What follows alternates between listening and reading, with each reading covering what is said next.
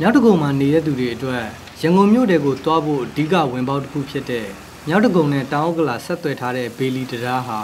ပြုပြင်နေတာတလကျော်ပြီဖြစ်ပေမဲ့ပြီးမဲ့အရေးအယောင်မမြင်ရသေးပါဘူး။နေ့စဉ်လိုပဲတမျောတခေါ်ရင်နှန်းရှည်ကြီးတွေဖြစ်နေပြီးတရားကိုဖျက်ဆီးဖို့တနိုင်လောက်ထိတောင်အချိန်ကုန်နေကြရပါတယ်။တက်တန်း73နှစ်ပဲရှိသေးတဲ့ဒီတရားဟာဆက်ထားတဲ့တန်ချောင်းတွေဆွေးမြေ့လာနေပြီးတရားအထူးအဖွဲ့တစ်ကအသေးစားပြုပြင်မှုတွေလုပ်နေတာ2နှစ်ကျော်နေခဲ့ပြီလို့စုံစမ်းသိရှိရပါတယ်။အကျန်းရင်းတော့လာပြင်တယ်ဟောကြာမခံပါဘူးတို့ယာယီလုပ်တယ်ဥစ္စာဆိုတော့တရားအကြောင်းတွေလည်းဆွေးဟိုနာတို့တန်များတွေလည်းအပြေးနဲ့လန်ဟိုနာတို့ရွှေ့သွားတာတို့အဲ့လိုမျိုးတွေဖြစ်တာပေါ့နော်။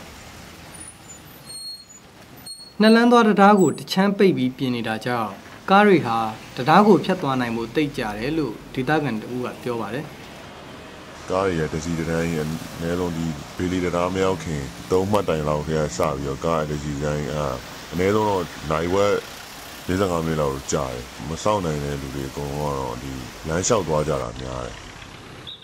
တရားကိုတာဝန်ယူပြင်ဆင်နေတဲ့ရန်ကုန်တိုင်းလမ်းတရားအထူးအဖွဲ့တစ်ကိုမြစည်းမန်ကဆက်သွယ်ခဲ့ပေမဲ့အခုသတင်းပေးဖို့ချိန်အထိဆက်သွယ်လို့မရခဲ့ပါဘူးခင်ဗျာ